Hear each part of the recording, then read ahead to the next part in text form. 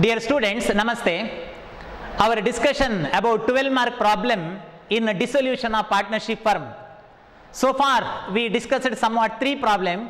In each problem, a special adjustments are there.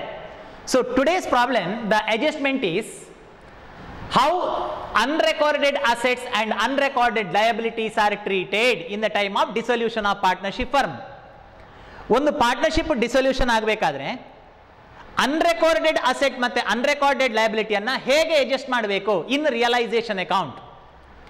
ಹಾಗಾದರೆ what you mean by unrecorded asset or unrecorded liability? A asset or liability which is not recorded in the balance sheet. So that is called unrecorded assets and unrecorded liability. Balance ಶೀಟಲ್ಲಿ land, building, furniture, machinery, stock, debtor ಇದೆಲ್ಲ ಕೊಟ್ಟಿರಬಹುದು. A vehicle which is not given, for example, one vehicle anna balance sheet alli kottirudilla, but in adjustment side it is said that unrecorded vehicle is realized. What is that? Unrecorded vehicle means unrecorded asset, how it is treated. And in the liability side bills payable or creditors or bank overdraft etc are given.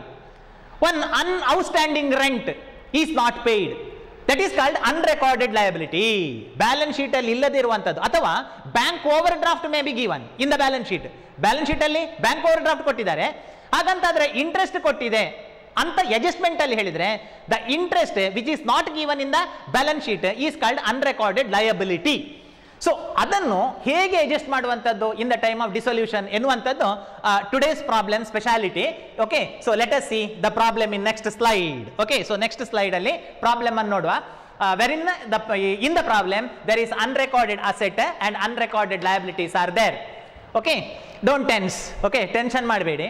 ಒಂದು ವೇಳೆ tension ಆಗ್ತದೆ ಅಂತ ಇದ್ರೆ okay, so let us pray god Ganapati with one particular song. Okay, ಒಂದು ಸಾಂಗಿನ ಮೂಲಕ ಒಮ್ಮೆ ಗಣಪತಿಯನ್ನು ನೆನಪಿಸಿಕೊಳ್ಳುವ, ಅಂದ್ರೆ ತಪ್ಪಾಗಬಾರದಲ್ಲ. ಸೊ ಅದಕ್ಕೆ ಭಕ್ತಿ ಬೇಕು, ಹಿರಿಯರಲ್ಲಿ ಬೇಕು, ದೇವರಲ್ಲಿ ಬೇಕು, ಇಸ್ಂಟ್ ಇಟ್? ಓಕೆ, ಅರರೆ ನಿನ್ನಯ ಮಹಿಮೆಯನು ಪಗಳಲವಲ್ಲ, ಅರರೆ ನಿನ್ನಯ ಮಹಿಮೆಯನು ಪಗಳಲವಲ್ಲ, ಧರಣಿಯನು ತೀರ್ಥ ಶೇಷಗರಿದು ಹರನ ಸುಕುಮಾರ ಸಕಲಾಗಮಕ್ಕೆ ಸಾಕಾರ, ಹರನ ಸುಕುಮಾರ ಸಕಲಾಗಮಕ್ಕೆ ಸಾಕಾರ, ಧರೆಯೊಳು ವಿಶೇಷ ಮದಊರ ವಿಘ್ನೇಶ, ಮುದದಿಂದ ನಿನ್ನ ದಿ ದೋತರಿಕಡ ದಿಂತದಿ ದೋತರಿಕಡ ದಿಂತದ್ದಾದಿದ ಕಥನ. Here it is said that Ramya, Kavya and Divya are partners sharing profit and loss in the ratio of 1:2:1. ಇಲ್ಲಿ ಪರ್ಟಿಕ್ಯುಲರ್ ಆಗಿ ನೋಡಿ, 1 + 2 + 1 ಅಂದ್ರೆ 4 ಆಗ್ತದೆ. ಇನ್ನೆಲ್ಲಾದ್ರೂ 5 ತೆಕೊಂಡು ಇಡೀ ಪ್ರಾಬ್ಲಮ್ ರಾಂಗ್ ಆಗುವಾಗ ಮಾಡಬೇಡಿ. Okay, 1 + 2 + 1 that is 4. Their balance sheet was as follows on 31st March 2018. Balance sheet as on 31st March 2018. Yes, asset cash is there, non-saleable. Okay, so cash is non-saleable, ಮಾರಾಟ ಮಾಡಲಿಕ್ಕಿಲ್ಲ, transfer ಮಾಡಲಿಕ್ಕಿಲ್ಲ. Debtor, stock, furniture, machinery, building okay are the various saleable asset except cash. Cash ಅನ್ನು transfer ಮಾಡಲಿಕ್ಕಿಲ್ಲ please. Cash is not transferred because what is the purpose of transferring the asset? Sale ಮಾಡಬೇಕು ಮತ್ತೆ ದುಡ್ಡು ಮಾಡಬೇಕು ಅಂತ, ಹೌದಲ್ವಾ? Cash ತಗೊಳ್ಬೇಕು ಅಂತ. ಕ್ಯಾಶ್ ತಾನೇ, ಅದನ್ನು ಟ್ರಾನ್ಸ್ಫರ್ ಮಾಡಲಿಕ್ಕಿಲ್ಲ. ನಾನು ಮೊದಲು ನಿಮಗೆ ಹೇಳ್ತಿದ್ದೆ, ನಿಮ್ಮ ಮನೆಯನ್ನೇ ಮಾರೋದಾದ್ರೆ ಹಣಕ್ಕೆ ನೀವು ಮನೆಯಲ್ಲಿರುವ ಕ್ಯಾಶ್ ಅನ್ನು ಮಾರ್ತೀರಾ? ಇಲ್ವಲ್ಲ. ಸೊ ಹಾಗಾಗಿ ಕ್ಯಾಶ್ ಅನ್ನು ಟ್ರಾನ್ಸ್ಫರ್ ಮಾಡಲಿಕ್ಕಿಲ್ಲ. Other 5 assets are transferred. Liability, creditor that is external, bills payable external transfer, bank overdraft external transfer, reserve fund internal, it should not be transferred. What do you mean by reserve fund? A part of profit kept aside out of so many years of past profit. ಹಿಂದಿನ ಹಲವಾರು ವರ್ಷಗಳಿಂದ ಸ್ವಲ್ಪ ಕೂಡಿಟ್ಟದ್ದು. I mean ಇದು ಪಾರ್ಟ್ನರಿಗೆ ಕೊಡಬೇಕು, ಯಾಕೆಂತಂದ್ರೆ ಹಿಂದಿನ ವರ್ಷಗಳ ಲಾಭ ಪಾರ್ಟ್ನರಿಗೆ ಸೇರಬೇಕು. And Vani loan, Vani external, ಅವಳು ಪಾರ್ಟ್ನರ್ ಅಲ್ಲ. ಯಾಕೆಂತಂದ್ರೆ ಪಾರ್ಟ್ನರ್ ನೋಡಿ, ರಮ್ಯಾ, ಕಾವ್ಯ, ದಿವ್ಯಾ. ರಮ್ಯಾ, ಕಾವ್ಯ, ದಿವ್ಯಾ ಪಾರ್ಟ್ನರ್, ಇದು ವಾಣಿ ಎಕ್ಸ್ಟರ್ನಲ್. ವಾಣಿ's loan should be transferred. Capital Ramya, Kavya, Divya. Adjustment on the above date they decided to dissolve the firm. Asset realized as follows. Asset ಅನ್ನು ಈ ರೇಟಿಗೆ ಮಾರಾಟ ಮಾಡ್ತಾರೆ. Remember there are 5 assets to sale. Okay debtor realised for rupees 13,500 ಗೆ debtor ಅನ್ನು ಮಾರಾಟ ಮಾಡ್ತಾರೆ. Stock 19,800, stock ಅನ್ನು 19,800 ಗೆ ಮಾರಾಟ ಮಾಡ್ತಾರೆ. Building 62,000, building is sold for rupees 62,000. vehicle which was unrecorded also realized for rupees 40,000. in the balance sheet vehicle is not given. Balance sheet ಅಲ್ಲಿ vehicle ಇಲ್ಲ, therefore that is called unrecorded. ಎಲ್ಲೋ ಎಡೆಯಲ್ಲಿ ಬದಿಯಲ್ಲಿ ಹುಡುಕುವಾಗ dissolution ಮಾಡುವಾಗ ಎಲ್ಲ ಮಾರಾಟ ಮಾಡ್ಲಿಕ್ಕೆ ಹುಡುಕಬೇಕಾದ್ರೆ ಒಂದು vehicle ಸಿಕ್ಕಿತ್ತು, ಆ ವೆಹಿಕಲ್ ಅನ್ನು ಕೂಡ ಮಾರಾಟ ಮಾಡ್ತಾರೆ 40,000. Though the vehicle is unrecorded, I mean not given in the balance sheet, it should not be transfer. ಅದನ್ನು ಟ್ರಾನ್ಸ್ಫರ್ ಮಾಡ್ಲಿಕ್ಕಿಲ್ಲ, ವೆಹಿಕಲ್ ಅನ್ನು ಟ್ರಾನ್ಸ್ಫರ್ ಮಾಡ್ಲಿಕ್ಕಿಲ್ಲ. ಯಾಕೆಂತಂದ್ರೆ ಬ್ಯಾಲೆನ್ಸ್ ಶೀಟ್ ಇಂದ ಆಲ್ರೆಡಿ ಟ್ರಾನ್ಸ್ಫರ್ ಆಗಿದೆ.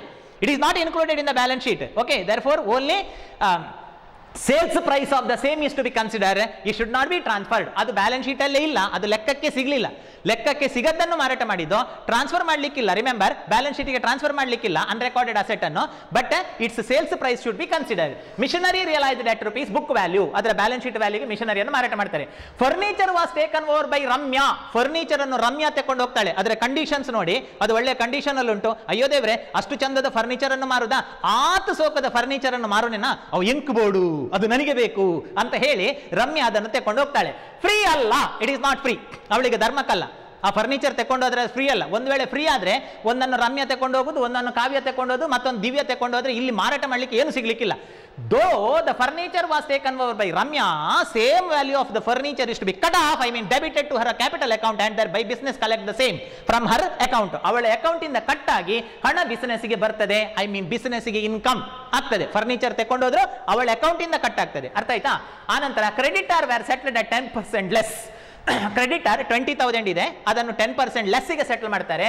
ದಿವ್ಯಾ ಟುಕ್ ಓವರ್ ವಾಣಿ ಅಂತ ಓದಿ ನಿಲ್ಲಿಸಬೇಡಿ, ಆಯ್ತಾ? ದಿವ್ಯಾ ಟುಕ್ ಓವರ್ ವಾಣಿ ಅಂದ್ರೆ ಏನು? ದಿವ್ಯಾ ವಾಣಿಯನ್ನು ಎತ್ತಿಕೊಂಡು ಹೋದ್ಲು ಅಂತ, ಆಯ್ತಾ? Divya took over Vani's loan, ವಾಣಿಯ ಲೋನ್ ಅನ್ನು ಅವಳು ಕೊಡ್ತಾಳೆ ಅಂತ. ವಾಣಿಯ ಲೋನ್ ಅನ್ನು ನಿಜವಾಗಿ ಬಿಸ್ನೆಸ್ ನ ಲಯಬಿಲಿಟಿ ಯಾರು ಕೊಡಬೇಕು? business liability should be paid by the business. Okay, but because of technical reason here, Vani's loan is paid by Divya. I mean business liability paid by Divya. Though Divya going to pay the business liability in the time of dissolution, business is required to credit the amount to Divya account. Business Divya account ಗೆ ಹಣವನ್ನು add ಮಾಡಬೇಕು. ಹಾಗಾಗಿ Divya business ನ liability ಕೊಟ್ಟರು, business ಗೆ expense ಅದು, ಯಾಕಂದ್ರೆ business ನಂತರ ಅವಳಿಗೆ ಕೊಡಬೇಕು. Interest on bank overdraft due 400 was also paid. See here, interest on bank overdraft is not recorded in the balance sheet. Balance sheet alli adilla. Yavudu interest on overdraft is not given in the balance sheet. Adu balance sheet alli illa, which is called unrecorded liability. So adannu business kottide. Though this is unrecorded liability of rupees 400, there is no question of transfer to the balance realization account because it is already transferred out from the balance sheet. ಹಾಗಾಗಿ ಅದನ್ನು payment ಗೆ ಮಾತ್ರ consider ಮಾಡಬೇಕು. Okay, and realisation expense amounting rupees 4,000. So business ಅನ್ನ sales ಮಾಡಬೇಕಾದ್ರೆ, ಮಾರಾಟ ಮಾಡಬೇಕಾದ್ರೆ advertise ಇರಬಹುದು, ವೇಜಸ್ ಇರಬಹುದು, ಟ್ರಾನ್ಸ್ಪೋರ್ಟೇಷನ್ ಇರಬಹುದು, ಲೀಗಲ್ ಚಾರ್ಜಸ್ ಇರಬಹುದು, rupees 4,000 is expended. Prepare realization account, partners capital account and bank account. Okay, so ಅಲ್ಲಿ ಕೊಟ್ಟದ್ದು ಕ್ಯಾಶ್ ಬ್ಯಾಲೆನ್ಸ್ ಶೀಟ್ ಅಲ್ಲಿ, ಬಟ್ ಅವರು ಬ್ಯಾಂಕ್ ಅಕೌಂಟ್ ಮಾಡ್ಲಿಕ್ಕೆ ಹೇಳ್ತಾರೆ. I mean the cash in the business should be deposited to the bank. ಅದನ್ನು ಬ್ಯಾಂಕಿಗೆ deposit entry ತೋರಿಸಬೇಕು. How it is I will explain in the time of preparation of bank account. Now let us see the balance sheet. First step, transfer of asset. Okay, asset ಅನ್ನ transfer ಮಾಡುದು. ಯಾವ asset ಅನ್ನ? ಸೇಲೇಬಲ್ asset. Okay, only saleable asset. Cash ಅನ್ನು transfer ಮಾಡ್ಲಿಕ್ಕಿಲ್ಲ, ಆಯ್ತಾ? So next, to debtor realisable, to debtors 15,000, to stock 18,000, to stock 18,000, to furniture 12,000, to machinery 20,000, to building ಯಾವುದು? External 60,000. Yes, first step transfer of asset. Why it is expense? For example, ಈ chair ಅನ್ನ, sorry, ಈ table ಅನ್ನ ನೀವು ಮಾರಾಟ ಮಾಡ್ತೀರಿ ಅಂತಂದ್ರೆ table ಅನ್ನು ನೀವು ಬೇರೆಯವರಿಗೆ ಕೊಡಬೇಕು. We are going to lose the table, I mean ನಾವು ಅದನ್ನು ಕಳ್ಕೊಳ್ತೇವೆ, ಹಾಗಾಗಿ ಲಾಸ್. ಹಣ ಬರುವುದು. ಮತ್ತೆ ನಾನು ಮೊದಲು ಕೂಡ ಹೇಳ್ತಿದ್ದೆ ನೋಡಿ, ದನ ಮಾರುವುದಂದ್ರೆ ಏನು? ದನ ಹಣ ತೆಕ್ಕೊಳ್ಳೋದಲ್ಲ. ದನವನ್ನು ಕೊಟ್ಟು ಹಣವನ್ನು ತಗೊಳ್ಳೋದು. ನಾವು ಫಸ್ಟಿಗೆ ದನವನ್ನು ಕಳ್ಕೊಳ್ತೇವೆ, ಐ ಮೀನ್ ಎಕ್ಸ್ಪೆನ್ಸ್. ಬಾಡಿ ಹೋದ ಬಳ್ಳಿಯಿಂದ, ಸೊ ಅದನ್ನು ಕಳ್ಕೊಳ್ಳೋದು, ಅರ್ಥ ಆಯ್ತಾ? ಸೊ ಆನಂತರ ಹಣ ಬರುವಂಥದ್ದು. Yes, only 1 2 3 4 5 assets transfer. Cash ಅನ್ನು ಟ್ರಾನ್ಸ್ಫರ್ ಮಾಡಲಿಕ್ಕಿಲ್ಲ, ಯಾಕಂದ್ರೆ ಕ್ಯಾಶ್ ಅದನ್ನು ಯಾರಿಗೂ ಕೊಡ್ಲಿಕ್ಕಿಲ್ಲ. Yes, next step transfer of external liability by creditors. Okay, by creditors 20,000, by creditors 20,000, by bills payable 6,000, by bills payable, by bank overdraft. Okay, by bank overdraft 4,000. Reserve fund internal, it should not be transferred, it should be shared to the partner. Vani loan external, ಯಾಕೆ external ಅಂದ್ರೆ Ramya Kavya Divya partner, Vani ಹೊರಗಿನವಳು. So ಅದನ್ನು transfer ಮಾಡಬೇಕು, ಅವಳಿಗೆ ಕೊಡಬೇಕು. By Vani's loan. Okay, by Vani's loan 5,000, Vani's loan 5,000. Yes, second step is over. ಎರಡು step ಆಯಿತು, ಒಂದು ಟ್ರಾನ್ಸ್ಫರ್ ಆಫ್ ಅಸೆಟ್, ಇನ್ನೊಂದು transfer of liability. Yes, third step, okay, that is ಜೈ ಭೋಲೋ ಭಾರತ್ ಮಾತಾ ಕಿ, that is by sale of asset and receipt of cash by bank account. By bank account. The rate for which assets are sold is given in the adjustment. Yes, let us see adjustment. ಯಾವ asset ಅನ್ನ ಯಾವ ರೇಟಿಗೆ ಮಾರಾಟ ಮಾಡಿದ್ರು ಅಂತ adjustment ಅಲ್ಲಿ ಕೊಟ್ಟಿರ್ತಾರೆ. Okay, so adjustment ಅಲ್ಲಿ ನೋಡುವ. ಡೆಟಾರ್ 13,500, ಡೆಟಾರ್ಸ್ 13,500, ಡೆಟಾರ್ ಅನ್ನ 13,500 ಗೆ ಮಾರಾಟ ಮಾಡಿದ್ರು. Stock realized for 19,800, stock realized for rupees 19,800. building realized for 62,000, building realized for rupees 62,000. vehicle which was unrecorded also realized. Okay, vehicle which is unrecorded, okay, which is unrecorded, so 40,000. so ಹಾಗಾಗಿ though the vehicle is unrecorded, it should not be transferred. ನೋಡಿ, ಇಲ್ಲಿ ತಕೊಳ್ಳಿಲ್ಲ, ನೋಡಿ ಇಲ್ಲಿ transfer ಮಾಡುವಾಗ ತಕೊಳ್ಳಿಕ್ಕಿಲ್ಲ, ಯಾಕೆಂತಂದ್ರೆ unrecord, ಅದು balance sheet ಅಲ್ಲಿ record ಆಗಲಿಲ್ಲ. ಬಟ್ ಸೇಲ್ಸಿಗೆ ಆಗುವಾಗ ತಗೊಳ್ಬೇಕು, I mean by cash or bank, ಅದಕ್ಕೆ ತಗೊಳ್ಬೇಕು. ಓಕೆ, ಮಾರಾಟ ಮಾಡಿ ಹಣ ಸಿಕ್ಕಿದೆ ಅಂತ. Machinery realised, machinery realised is book value. So book value is rupees 20,000. Yes, over 1 2 3 4 5. ಅದರಲ್ಲಿ ಫರ್ನಿಚರ್ ಮಾರಾಟ ಮಾಡಲಿಲ್ಲ. Furniture is taken over by Ramya. So Ramya ತಕೊಂಡು ಹೋಗ್ತಾಳೆ. The total amount collected by the sale of asset is 1,55,300. 1,55,300 is the total amount received by the sale of asset. Asset ಅನ್ನ ಮಾರಾಟ ಮಾಡಿ 1,55,300 ಸಿಗ್ತದೆ. Yes, next payment of liabilities to bank account. Okay, payment of liability, ಸಾಲಗಳನ್ನು ಕೊಡುವಂತದ್ದು. The rate for which assets are settled is given in adjustment side. Yes, therefore being working note in box, so we have to show the same. Creditors, its value 20,000, creditor ಇರುವಂತದ್ದು 20,000. ನೋಡಿ ಇಲ್ಲಿ creditor, but here it is said that creditor were settled at 10% less. So 10% means 2,000, means 18,000 is the payment. 18,000 payment ಮಾಡಿದ್ದೇವೆ. And further problem is silent about the payment of this bills payable. ಹಾಗಾಗಿ bills payable ಅನ್ನು ನಾವು ಕೊಡಲೇಬೇಕು, that is 6,000. Problem is silent about the payment of bills payable. bills payable ಅನ್ನು ಕೊಟ್ಟಿದ ಇಲ್ವಾ ಅಂತ ಹೇಳಿಲ್ಲ. ಓಕೆ, ಸೊ ಹೇಳದಿದ್ರೂ ಕೂಡ it is external liability, no. So ಕೊಡಬೇಕು. ಬಿಲ್ಸ್ ಪೇಬಲ್ ಕೊಟ್ಟವರು ನಮ್ಮ ಮಾವನ ಮಕ್ಕಳು ಅಲ್ಲ, ಅತ್ತೆಯ ಮಕ್ಕಳು ಅಲ್ಲ, ಆಯ್ತಾ? ಸೊ ಅವರಿಗೆ ಕೊಡುವಂಥದ್ದನ್ನು ಕೊಡಲೇಬೇಕು. So bills payable 6,000.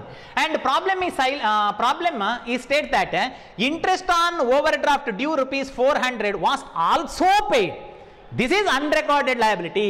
As far as bank overdraft is concerned, the principal amount of ₹4,000, see, principal amount of ₹4,000 ಇಲ್ಲಿ ಉಂಟು bank overdraft given in the balance sheet, and further 400 interest paid, that is 4,400 paid. Okay, 4,400 paid. So total liability 28,400. Okay, 28,400 is paid off. 28,400 ನಾವು ಕೊಟ್ಟಿದ್ದೇವೆ. And further furniture was taken over by Ramya. Furniture ಅನ್ನು ರಮ್ಯಾ ತಕೊಂಡು ಹೋಗ್ತಾಳೆ. So whenever furniture taken over by Ramya, it is not free gift to her, but she need not require to pay cash to the business. Same amount of the furniture is debited, I mean cut off from her capital account, and business will receive income. Okay, ಅಷ್ಟು amount ಬಿಸಿನೆಸ್ಗೆ ಬರ್ತದೆ, ಅವಳ account ಇಂದ cut ಆಗಿ ಬಿಸಿನೆಸ್ಗೆ ಬರ್ತದೆ. therefore income. 1 minute, I will erase some items to adjust the space. Okay, space ಅನ್ನು adjust ಮಾಡಲಿಕ್ಕೆ ಒಂದೆರಡು item erase ಮಾಡ್ತೇನೆ. ಹಿಯರ್ ನೀವು ಬರೆದಿದ್ದೀರಿ ಅಂತ ಅನ್ಕೊಳ್ತೇನೆ. So that is by Ramya capital account. By Ramya capital account ಎಷ್ಟು ರೇಟಿಗೆ ತಗೊಂಡದ್ದು? Furniture was taken over by Ramya at rupees 9,000. at rupees 9,000. And further, Divya took over Vani's loan. Divya took over Vani's loan. ಎಲ್ಲಿ ಉಂಟು Divya took over Vani's loan? See here, missionary creditor. Divya took over Vani's loan. So Divya paid Vani's loan. Ultimately it is business expense. ಅದು business expense. In the time of dissolution, because of technical reason, though Divya paid Vani's loan, business is required to pay the same amount to Divya. Divya ವಾಣಿಯ loan ಅನ್ನು ಕೊಟ್ಟರೆ ಅದು ಬಿಸಿನೆಸ್ಗೆ gift ಆಗೋದಿಲ್ಲ ಅದು. Okay, ಈಗ ಅವಳು ಕೊಡ್ತಾಳೆ, ಬಟ್ ಬಿಸಿನೆಸ್ ಅವಳಿಗೆ ಕೊಡಬೇಕು. ಐ ಮೀನ್ ಬಿಸಿನೆಸ್ಗೆ expense. To Divya capital account. To Divya capital account Vani's loan. So Vani's loan 5,000. So 5,000. And dissolution expense to bank account. Last one. Dissolution, realization expense, rupees 4,000. Realization expense, I mean loss, I mean expense. Okay, so these are the various entries in the case of realization account. So now next we have to total credit side 1,99,300. 1,99,300. 1,99,300 is the total. 1,99,300 is the total. And balance is 36,900. Balance 36,900 is the profit. Okay, profit. Such an profit is shared to all the partner in their profit sharing ratio to Ramya capital account, to Ramya capital account, to Kavya capital account, to Divya capital account. 36,900 into 1 by 4. 36,900 into 2 by 4. 36,900 into 1 by 4. Let us see profit sharing ratio in the first. First ಗೆ profit sharing ratio ನೋಡುವ. Profit sharing ratio. So profit sharing ratio 1:2:1. 1 4 total 4. Okay, ಅದರ total 4 ಆಗುತ್ತೆ, 5 ಅಲ್ಲ. 1 by 4, 2 by 4, 1 by 4. So now it is 9,225. 9,225 one partner. Second partner 18,450 double. 18,450 double ಯಾಕೆಂತಂದ್ರೆ 2, her ratio is 2. And the third partner is same, that is 9,225. 9,225. 9,225 18,450 and 9,225. Okay, so that's all.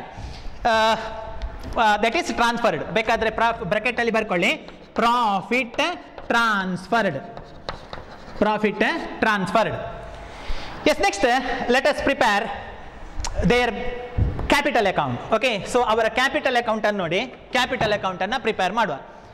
See here, by balance brought down.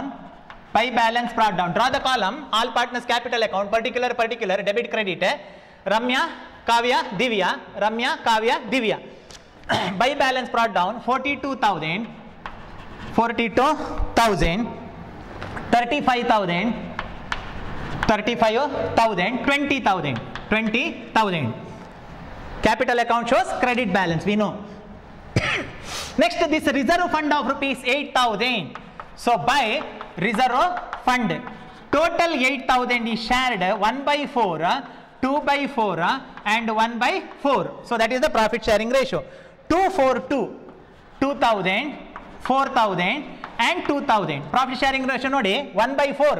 Okay, 1 by 4, 2 by 4, 1 by 4, 1:2:1. ಇಲ್ಲಿ ಉಂಟಲ್ಲ 1:2:1. So ಆವಾಗ ಅದು 2,000, 4,000, 2,000 ಆಗುತ್ತೆ. Then realization profit by realization account. by realization profit. ಇಲ್ಲಿ ಉಂಟಲ್ವಾ ಈ amount, this amount 9,225, 18,450, 9,225, 9,225, 9,225, 18,450, 18,450 and 9,225.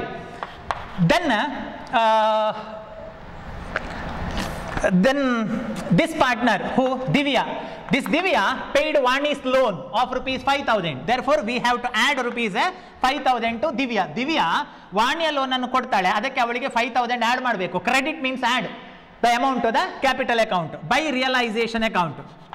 By realization account. Then being penalty,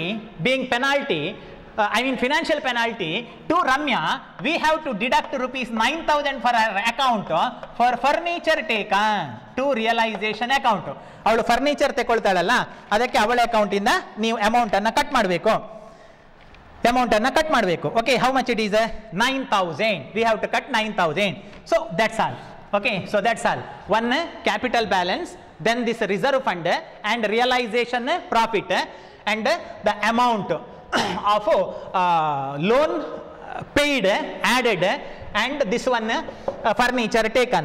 So now the total is 36,225, 36,225, 57,450, 57,450, 57,450, 57,450, 53,225, 53,225, 53,225 and the ultimate balance 44,225, 44,225, 57,450, 57,450 and 36,225, 36,225.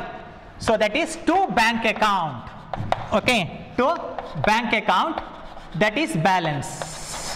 To bank account, that is balance. 44,225, 57,450, 36,225. Yes, ultimately in last let us prepare bank account. Okay, so bank account anna madva. Let us prepare bank account. Bank account. Bank account. In the problem, it is said that ಈ problem ಅಲ್ಲಿ ಏನು ಹೇಳಿದ್ದಾರೆ ಅಂತಂದ್ರೆ cash in the drawer. Cash ಅಂದ್ರೆ cash in the drawer. But here it is said that to prepare the bank account. Okay, so ಆವಾಗ ನೀವೇನು ಮಾಡಬೇಕು ಅಂತಂದ್ರೆ, 1 minute, particulars. You have to show that such an rupees 15,000 is deposited to bank. ಇಲ್ಲಿ ಕೊಟ್ಟದ್ದು ಅವರು cash account. ನಾವು ಕ್ಯಾಶೇ account ಮಾಡೋದಾದ್ರೆ to balance brought down, cash balance. But here it is given cash, but they said to prepare bank, means we have to show that the cash in the drawer is deposited to bank. Therefore it is a to cash account rupees 15,000. ನೀವು to balance brought down ಬರೆದ್ರೆ ತಪ್ಪಾಗುತ್ತೆ, ಯಾಕೆಂದ್ರೆ ಅದು bank balance ಅಲ್ಲ, ಅದು cash. ಆ cash ಅನ್ನು ಬ್ಯಾಂಕಿಗೆ ಡೆಪಾಸಿಟ್ ಮಾಡಿದ ಹಾಗೆ ತೋರಿಸಬೇಕು. ಆನಂತರ to realisation account, to realisation account, that is asset sold. Okay, asset sold. So asset sold for what rate? 1,55,300. 1,55,300. It is there in realization account. Refer realization account alli ide. 1,55,300 cash collected by the sale of asset. Then liabilities paid by realization account. By realization account. So liabilities paid. Liabilities paid. How much total amount liabilities paid? 28,400. 28,400. Then by realization account, by realization account, so that is a realization expense. Realization expense. In the case of bank account or cash account, though we have to write many times realization, we have to give the explanation in bracket. Okay, bracket ಅಲ್ಲಿ explanation ಅನ್ನು ಕೊಡೋದು ಒಳ್ಳೆಯದು. ಇಲ್ಲದಿದ್ದರೆ realisation ಬರೆಯುವಾಗ ಯಾವುದಕ್ಕೆ ಅಂತ ಗೊತ್ತಾಗುವುದಿಲ್ಲ. The total realisation expense is 4,000. So realisation expense amounting rupees 4,000. Then their capital balance should be paid.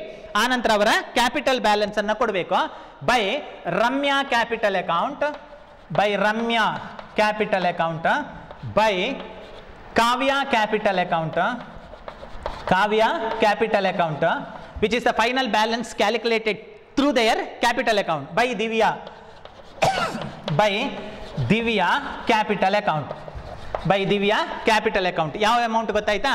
See this amount, final balance 44,225, 57,450, 36,225.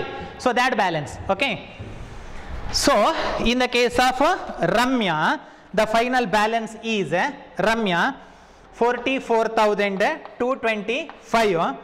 Here it is 57,450, and here it is 36,225. That is the final balance. Okay, final balance. Now total you should tally. Adu tally agbeku. I think it is 1,70,300. 1,70,300, 1,70,300, 1,70,300. So check it. 1,70,300, 1,70,300,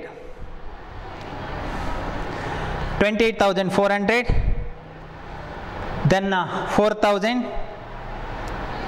then 44,225, 57,450, 57,450, then 36,225, 36,225,